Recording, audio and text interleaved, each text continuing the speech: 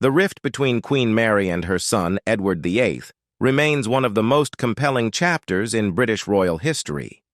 Known for her staunch sense of duty and adherence to royal protocol, Queen Mary found herself in profound conflict with Edward when his controversial abdication in 1936 rocked the monarchy to its core.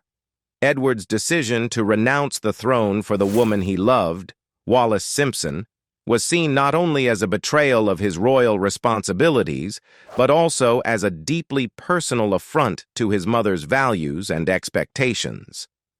This video will help you answer the question, why couldn't Queen Mary forgive Edward VIII? Let's get started. Before going into the rift between Queen Mary and Edward VIII, let's look back at the challenges Queen Mary had to go through in royal life. Mary of Teck, whose full name was Victoria Mary Augusta Louise Olga Pauline, was born in the same chamber as Queen Victoria, which might suggest a life of immediate acceptance and privilege. However, the reality was quite different. Despite her royal birth, Mary's entry into the royal family was fraught with difficulties, stemming largely from the complexities of her family background.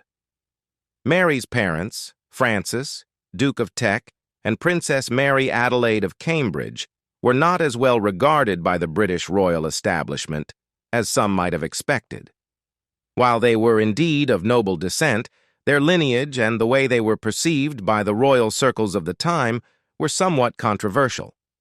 Francis of Teck was born a German prince, and his marriage to Mary Adelaide of Cambridge, who was a granddaughter of King George III, did not fully align with the established royal standards and expectations. The notion that Mary's family background was viewed with skepticism by the royal establishment is rooted in the fact that her parents were not considered to be of the highest pedigree.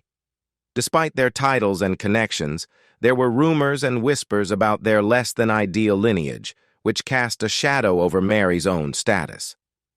This ambiguity surrounding her heritage contributed to a more tenuous position within the royal hierarchy.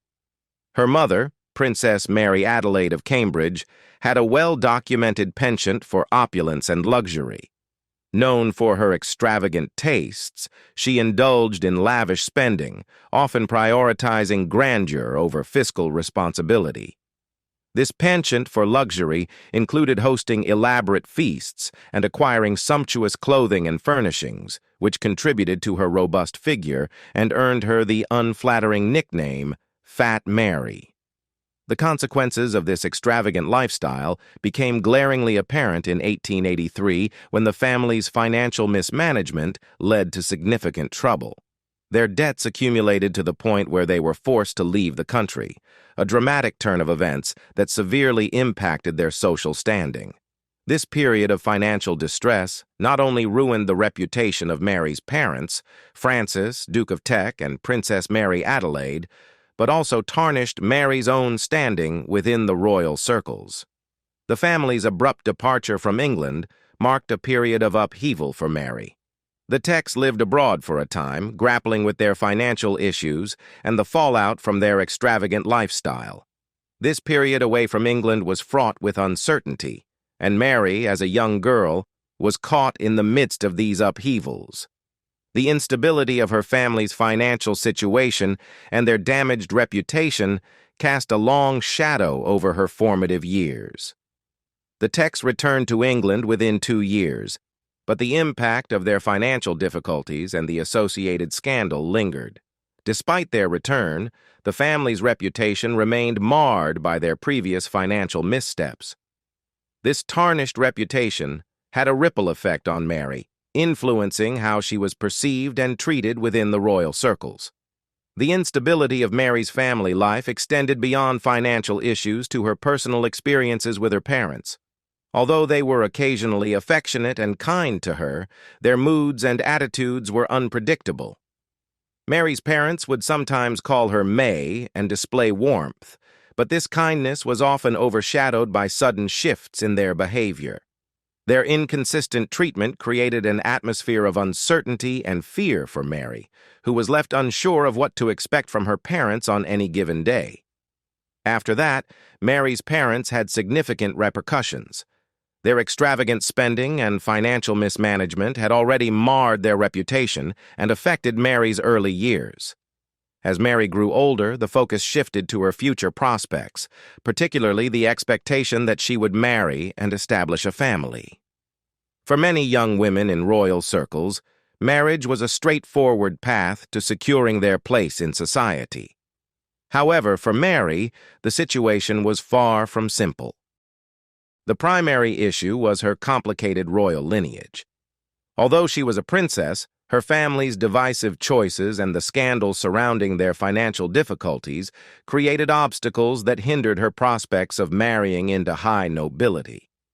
Mary's complex background made it challenging for her to find a suitable match within the royal circles, where lineage and propriety were of utmost importance.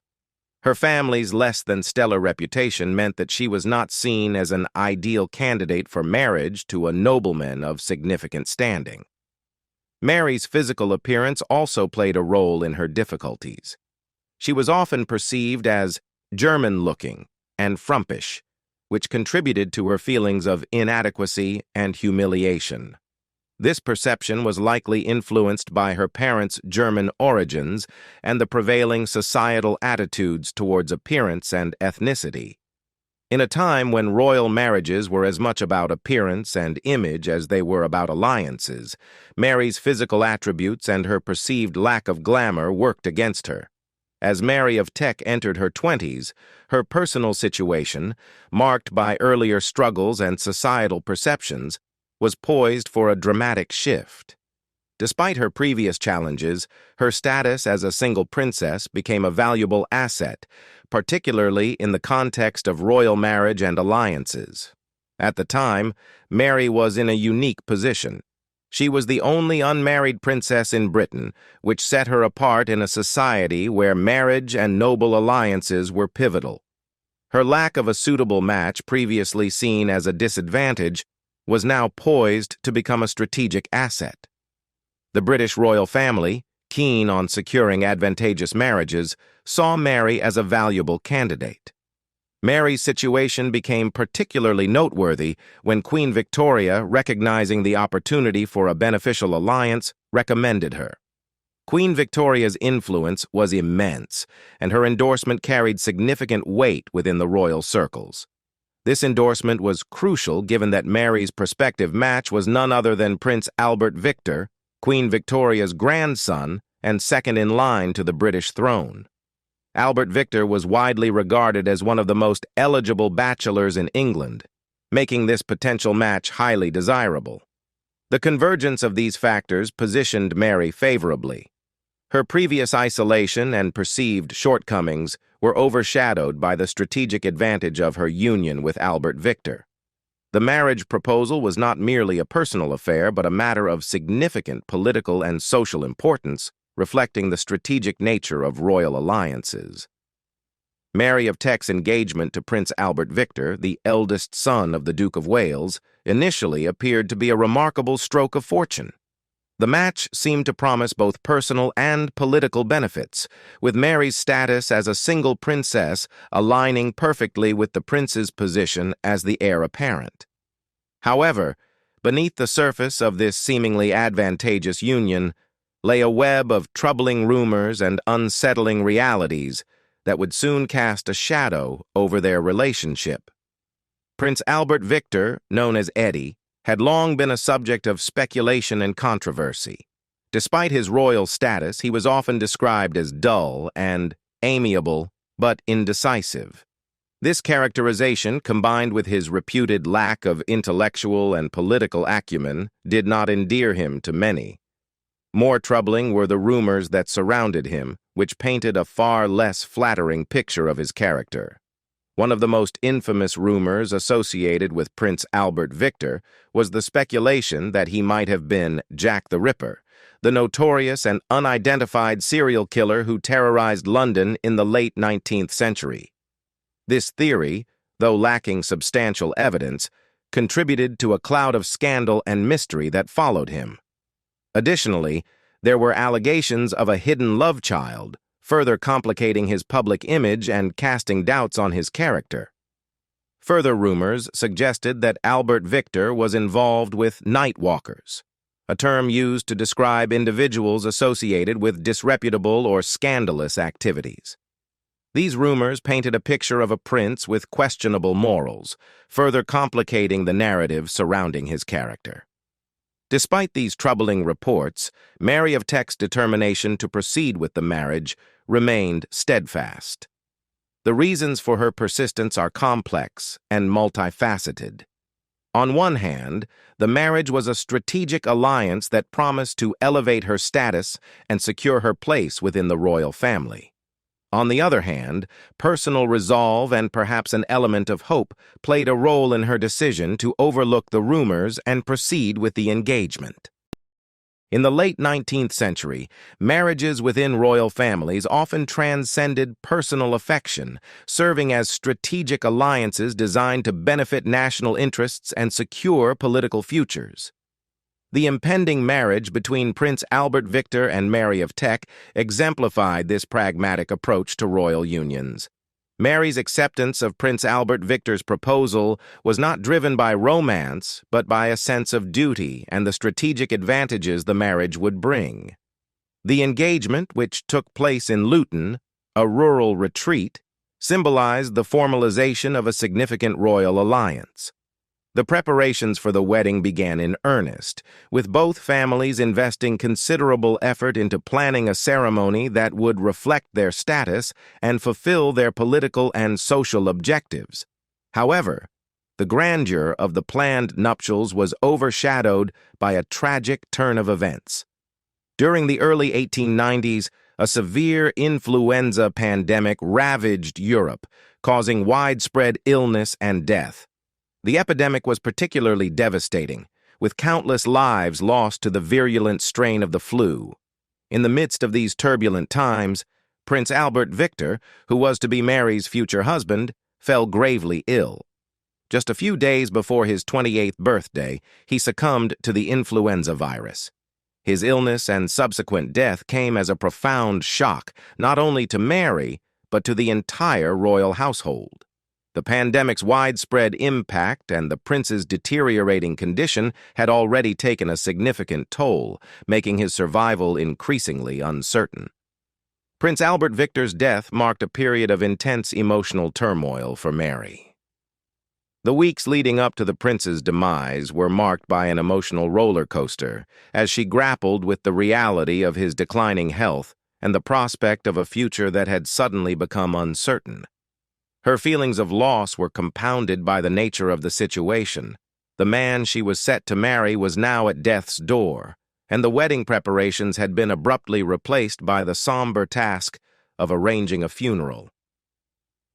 During his last hours, Prince Albert Victor was not able to offer Mary the comfort or reassurance one might expect in such a dire situation. Instead, he chose to focus his final farewells on someone else, an unidentified former lover.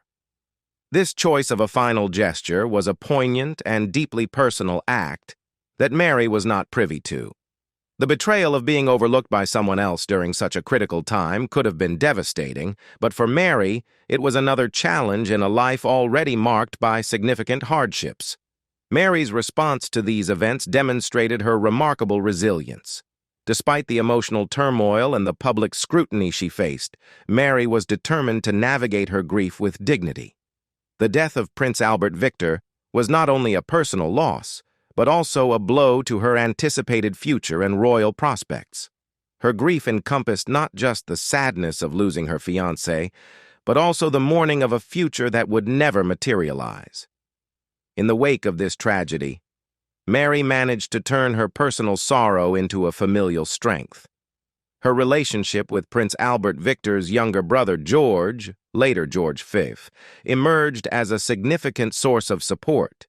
Their shared grief over the loss of a loved one brought them closer together, creating a bond that would prove vital in the years that followed. The union of Mary and George was not born out of the romantic idealism often associated with royal marriages, but rather out of shared experience and mutual support. Both Mary and George were able to lean on each other during this challenging period, finding solace and strength in their newfound relationship. Their collaboration during this time of grief laid the foundation for a strong and supportive partnership. During the period of mourning following Prince Albert Victor's death, Queen Victoria's focus was resolutely set on ensuring the continuity of the royal line.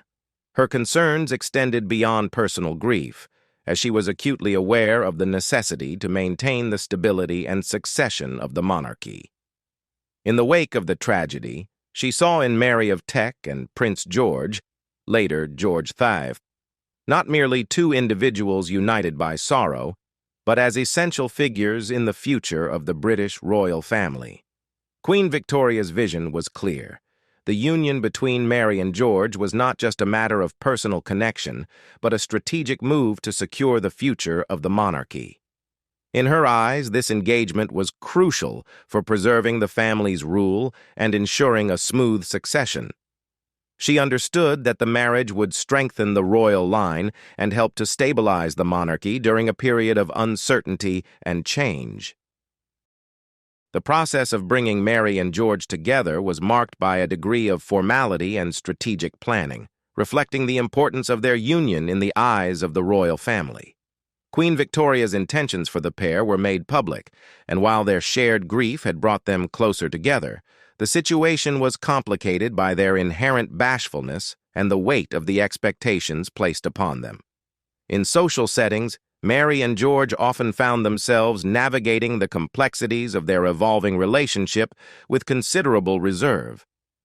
Their interactions were characterized by a certain formality, with the pair frequently exchanging glances from across the room rather than engaging in more intimate conversation.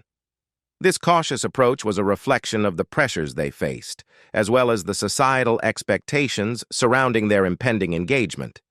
The public and royal acknowledgement of their future union added an additional layer of complexity to their interactions. While it was well known that Mary and George were expected to become engaged, the timing and manner of their engagement remained uncertain. The formality of royal life and the necessity of upholding a certain public demeanor meant that the pair had to navigate their burgeoning relationship with a degree of discretion. The royal family's advice for George to accompany Mary on a visit to a picturesque location, like the frogs in the pond at G, was a strategic move designed to foster a closer bond between the two. This seemingly simple outing played a significant role in their developing relationship, providing a more relaxed and private setting away from the pressures of court life. It allowed George and Mary to interact more personally and solidify their connection, which had previously been marked by formality and distance. Mary's acceptance of George's proposal, which came a few months after Prince Albert Victor's death, was a moment of significant emotional transition. Having been deeply affected by the loss of her former fiancé, Mary initially believed that her dreams of marriage and family had been irreparably dashed. However, George's proposal offered her a new opportunity and a chance to move forward, both personally and in her role within the royal family. As Mary prepared for her new role, the relief felt by other members of the royal family was palpable. The successful engagement between Mary and George was seen as a crucial step in ensuring the stability and continuity of the monarchy, and it alleviated some of the concerns that had emerged following Prince Albert Victor's death. Mary's planning for the new wedding was marked by both personal and public significance. Her choice of wedding attire was a reflection of her own taste, as well as royal expectations. The wedding dress she chose for the ceremony on July 6, 1893, was adorned with khitan lace, known for its delicate and intricate patterns. This choice of fabric, combined with a diamond tiara gifted to her by Queen Victoria, symbolized both her personal style and the support of the royal family. However, the marriage between Mary of Teck and Prince George, later George V, was initially met with skepticism and low expectations. The union, which many perceived as a strategic arrangement rather than a romantic alliance, seemed to lack the depth of personal connection that one might expect from a royal marriage. The arrangement, in part, was seen as a way to address the succession concerns following the death of Prince Albert Victor, Mary's original fiancé. The perception that the marriage was more about convenience than genuine affection was widespread. When news of the engagement between Mary and George became public, the reaction was tinged with doubt. There was a prevailing sentiment that their marriage was a pragmatic solution to a complex situation, rather than a union born out of true love. The public's expectations were tempered by the knowledge that Mary had originally been betrothed to George's late brother, Prince Albert Victor. This backstory added an additional layer of complexity to their relationship, with many people questioning whether the new match could ever live up to the expectations set by the previous arrangement. Mary and George were often described as awkward, with reports noting their difficulty in appearing comfortable in each other's presence. The notion that they were merely two young people who could hardly stand near one another only fueled skepticism about the viability of their marriage. Yet, beneath the surface of public perception, there was a deeper and more meaningful connection between them. While the initial view of their marriage was dominated by notions of convenience and strategic alliance, the reality of their relationship was far more nuanced and heartfelt. Despite the early doubts, Mary and George's marriage evolved into a deeply loving and supportive partnership. Contrary to the public's expectations, their relationship was marked by genuine affection and mutual respect. They found solace and strength in one another, and their bond grew stronger over time. This deeper connection was not immediately apparent to the outside world, but it became a defining feature of their life together. The couple's commitment to each other and to their royal duties was unwavering. George, in particular, remained steadfast in his dedication to Mary, never considering the possibility of extramarital affairs. Their marriage, while initially seen through the lens of strategic necessity, became a testament to the power of enduring love and mutual support. In the early years of their marriage, Mary of Teck and Prince George enjoyed a period of domestic bliss.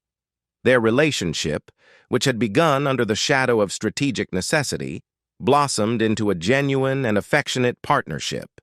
Despite their royal status as the Prince and Princess of Wales, their lives were characterized by a sense of modesty and a focus on family life rather than the grandiose expectations typically associated with their roles. Mary and George dedicated themselves to creating a family, and their domestic happiness was evident in the way they nurtured their relationship and cared for each other. The couple's attention was largely absorbed by their growing family, which included 6 children. Their focus on family life provided them with a sense of fulfillment and joy, and their relationship seemed to thrive in this nurturing environment. Their commitment to each other and their children created a foundation of love and stability in their household. The simplicity of their early years together, despite their royal status, was marked by a genuine dedication to their family, rather than the pursuit of public accolades or royal responsibilities. This period of relative domestic normalcy was a welcome respite from the complexities of court life and allowed Mary and George to enjoy their roles as parents and partners. However, their joyful existence was soon to be overshadowed by tragedy. Mary's youngest son, Prince John, faced severe health issues that would dramatically impact the family. Although Mary had previously experienced childbirth 5 times, her final pregnancy was particularly harrowing. The challenges she faced during this period were both physically and psychologically taxing, testing her resilience to its limits. Mary's pregnancy with Prince John was marked by significant complications that affected her health and well-being. The strain of the pregnancy took a considerable toll on her body, and the emotional burden of the situation was immense. Despite her own recovery and return to health after the birth, the same could not be said for her infant son. Tiny Prince John's health struggles were severe and ultimately led to a heartbreaking outcome. Mary and George's lives were upended when John was diagnosed with epilepsy after experiencing his first significant episode. This diagnosis was a profound shock to Mary, who had previously seen her son as a joyful, playful toddler. The transformation from a lively child to one who was winsome yet painfully slow was both bewildering and distressing. The severity of John's condition and the nature of his symptoms were deeply alarming, and Mary was faced with the difficult task of coming to terms with his prognosis. The emotional and psychological impact of this diagnosis on Mary was immense. As a mother, her instinct was to protect and care for her child, but she found herself grappling with a situation that was both unfamiliar and daunting. The unpredictability of epilepsy, coupled with the lack of advanced medical understanding at the time, made the situation even more challenging for the royal couple. In response to the diagnosis, Mary and George took extreme measures to protect their family and manage the situation. They made the decision to keep Prince John out of the public eye, choosing to maintain his silence and shield him from the scrutiny of the media and the public. This choice was driven by a combination of factors, including their desire to protect John's well-being and their concern for the family's reputation. The transition from being Prince and Princess of Wales to becoming King George V and Queen Mary was a profound shift for the couple, marked by both personal and public challenges. Their relatively peaceful life, centered around family and modest royal duties, was abruptly upended when George's father passed away on May 6, 1910. The death of King Edward VII thrust Mary and George into the roles of monarchs, and with this new status came a host of responsibilities that drastically altered their daily lives. Mary and George had envisioned themselves as king and queen one day, but the reality of their new roles quickly proved to be more complex and demanding than they had anticipated. The weight of the crown brought not only ceremonial duties, but also the intense scrutiny and pressure of leading a nation. This transition was particularly challenging given the personal difficulties they were already grappling with, including managing their son John's illness. John's epilepsy and health issues had been a significant burden for the couple, and the additional responsibilities of kingship only compounded their stress. Balancing the demands of running a country with caring for a sick child was an overwhelming task. The royal couple's ability to manage these dual pressures was tested daily as they struggled to maintain their public duties while also providing the necessary care and support for their ailing son. The situation became even more dire with the onset of World War I in 1914. The outbreak of war was one of the most harrowing events of the 20th century, and it placed enormous strain on the royal family. The conflict demanded not only leadership and national solidarity, but also personal involvement from those at the helm. Queen Mary, determined to contribute actively to the war effort, took on an unprecedented role. Rather than remaining a passive figurehead, she immersed herself in wartime activities and showed a willingness to share in the suffering and sacrifice of her countrymen. Mary of Teck's reign as queen was marred by both national and personal crises, which brought intense strain and complex decisions. Among these was a tragic and morally challenging moment involving her distant relatives, the Russian imperial Romanov family. In the midst of World War I and the Russian Revolution, the Romanov family found themselves in dire straits. Overthrown and facing imminent danger, Tsar Nicholas II and his family sought refuge from the turmoil gripping Russia. Knowing their situation was precarious, they turned to their distant relatives, Mary and George, in hope of finding sanctuary in England. The Romanovs believed that given their connection to the British royal family, they would be safe and welcomed into a secure haven. Unfortunately, Mary and George's response to the Romanovs' plea was one of denial. The reasons behind their decision remain debated, but it is believed that their refusal was influenced by a combination of political, logistical, and personal considerations. The Romanovs' request was turned down, and they were ultimately left without a safe refuge. Shortly after, the Russian imperial family faced a grim fate during the revolution, which saw the tragic execution of Tsar Nicholas II and his family in July 1918. Mary and George's decision to deny the Romanov sanctuary has been criticized in retrospect, with some seeing it as a missed opportunity to offer aid to relatives in distress. The refusal, whether driven by political caution or other factors, inadvertently contributed to the Romanovs' tragic end. The decision to turn them away added a somber chapter to Mary's reign, intertwining her personal legacy with a significant historical tragedy. At home, Mary was grappling with her own profound personal tragedy. Her youngest son, Prince John, who had been suffering from epilepsy, experienced a particularly severe seizure at the age of 13. Despite Mary's efforts to manage and conceal his condition, John's health deteriorated sharply. The seizure marked a critical point in his illness, and he never fully recovered. John's death on January 18, 1919, was a moment of profound sorrow for Mary.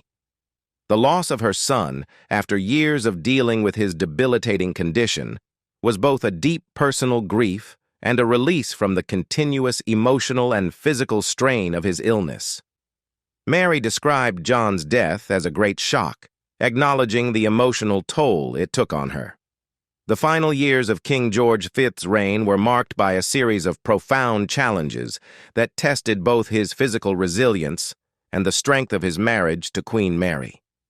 Following the tumultuous period of World War I, during which the couple navigated the intense pressures of leading the nation amidst global conflict and personal tragedy, the king's health began to deteriorate significantly. George's decline was a direct result of the physical and emotional strain he endured throughout his reign. The king, burdened by the heavy demands of leadership, had found temporary solace in smoking, a habit that initially provided a small escape from his mounting responsibilities.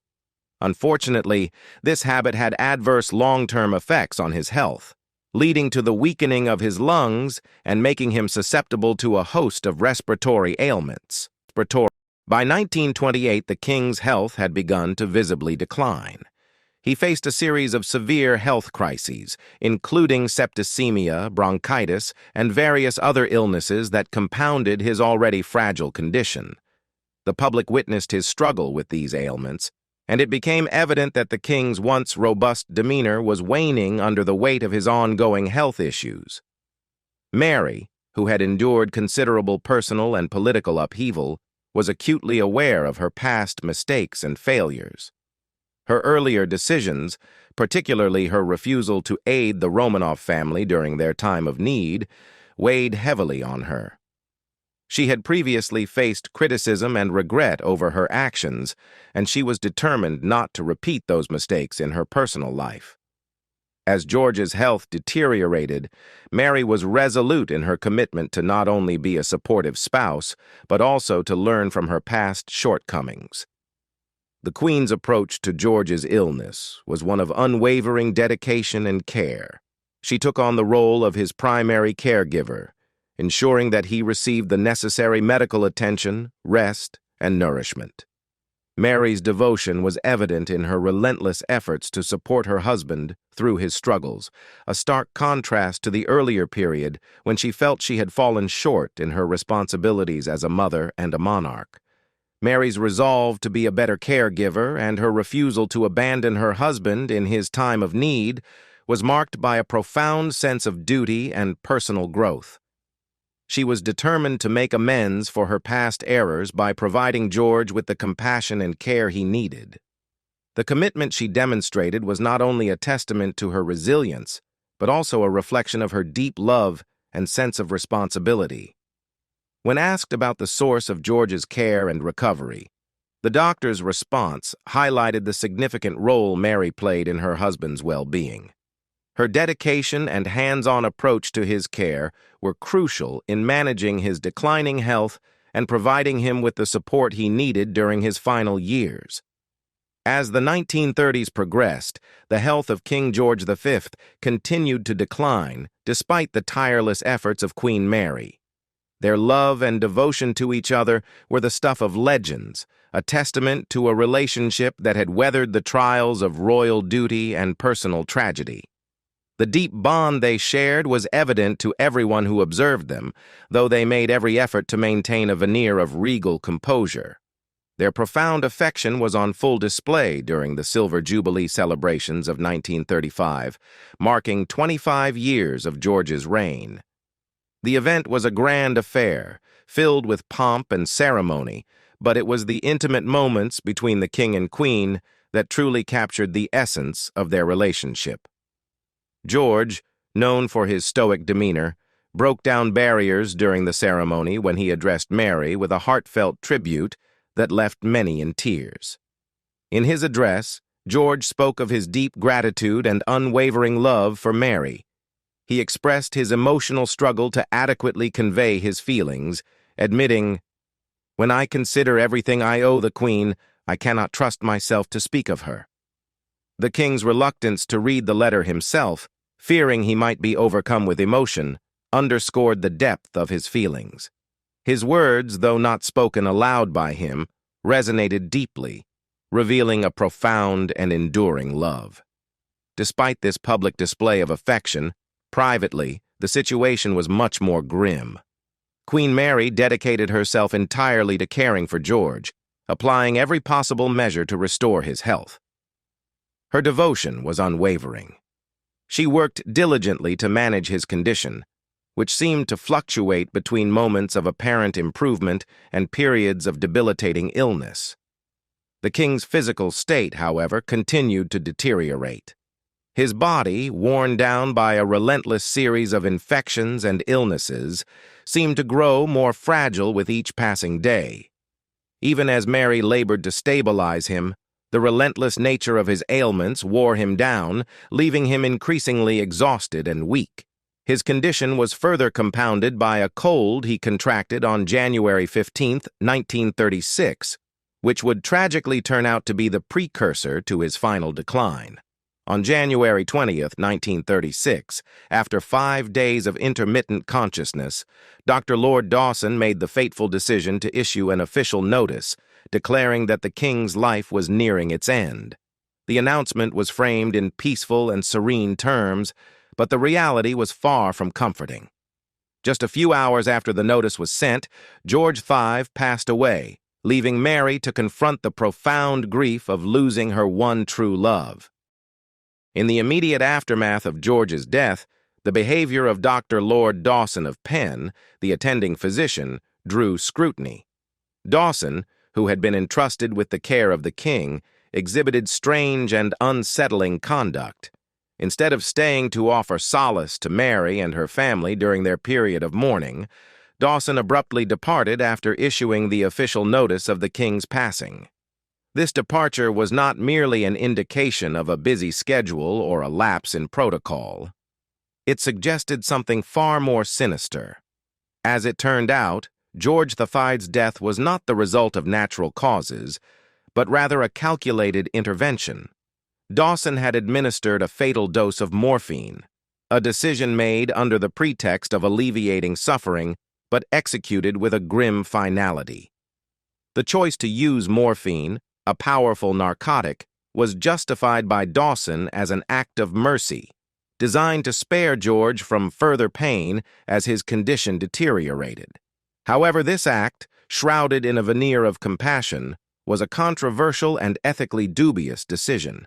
The morphine injection, intended to ease the king's final moments, ultimately resulted in his premature death, depriving him of a natural end and casting a shadow over the circumstances of his passing. The implications of this revelation were profound. The decision to administer the fatal dose not only deprived George of a natural death, but also left Mary and her family with the painful knowledge that his last moments were manipulated in such a callous manner. The secrecy surrounding the king's death and the subsequent revelations about Dawson's actions added layers of distress to Mary's mourning period. The aftermath of George V's death ushered Mary into a new role as Queen Dowager. This title, signifying her status as the widow of a deceased king, placed her in the public eye with the burden of carrying forward her late husband's legacy. The transition from being a queen consort to a queen dowager marked a significant shift in her life, one that was marked by both personal loss and public scrutiny. The ascent of her eldest son, Edward VIII, to the throne brought with it a series of challenges that further complicated Mary's situation. Edward, whose reign was destined to be marked by controversy, proved to be a deeply problematic monarch. His tenure as king, rather than reflecting the values and stability of his parents' reign, was characterized by personal and political missteps that led to one of the most tumultuous periods in modern British history. Edward's reign was marred by constitutional crises, particularly his abdication crisis, which stemmed from his controversial relationship with Wallis Simpson, an American divorcee. Queen Mary's obsession with royal jewels and treasures was a defining aspect of her personality and reign, reflecting both her personal tastes and the complex dynamics of her era. Her fascination with opulent objects and rare gems, while seemingly innocuous, extended well beyond mere admiration, touching on aspects of acquisition and display that were as intriguing as they were controversial. From a young age, Mary was captivated by the allure of royal possessions. Her infatuation with exquisite jewels, particularly diamonds and emeralds, became one of her most notable traits. This obsession was not merely a hobby but a driving force in her life, influencing her actions and decisions in both public and private spheres. Mary's collection was not limited to British royal artifacts. She sought out treasures from various sources, including the estate of Dowager Empress Marie of Russia. Her desire for these items was insatiable, and she pursued them with a fervor that bordered on obsession.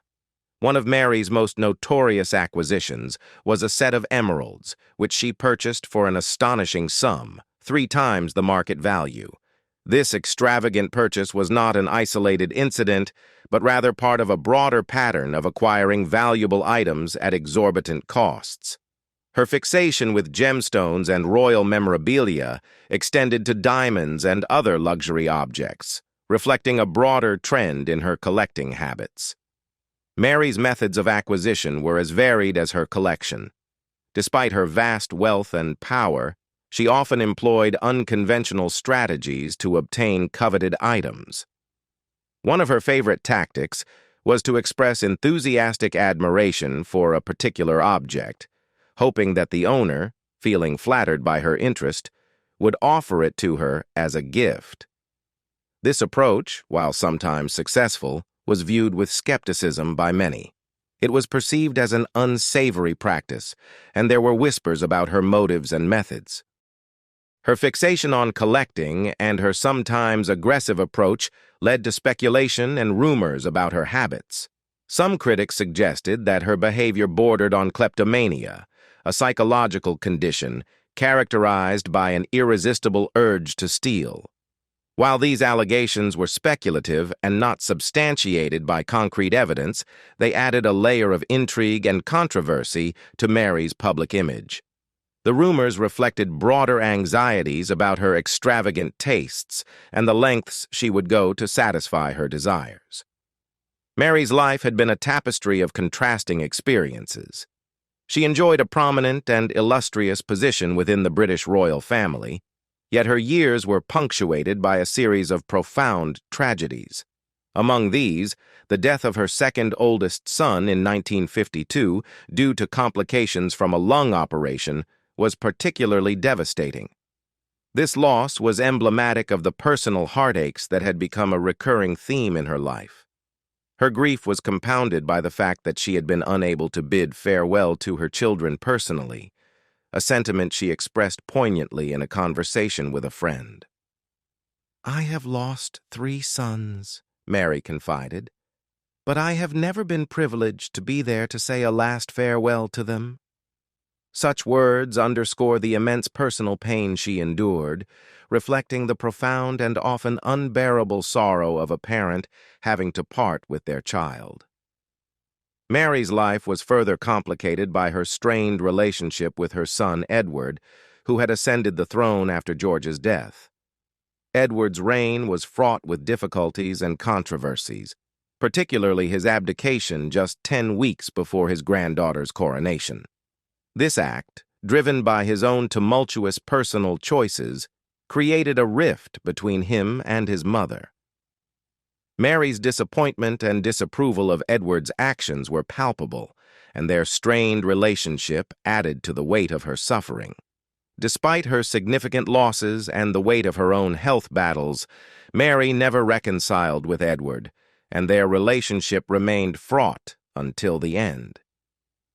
By the time of her passing, Queen Mary had endured an extraordinary amount of personal and public hardship.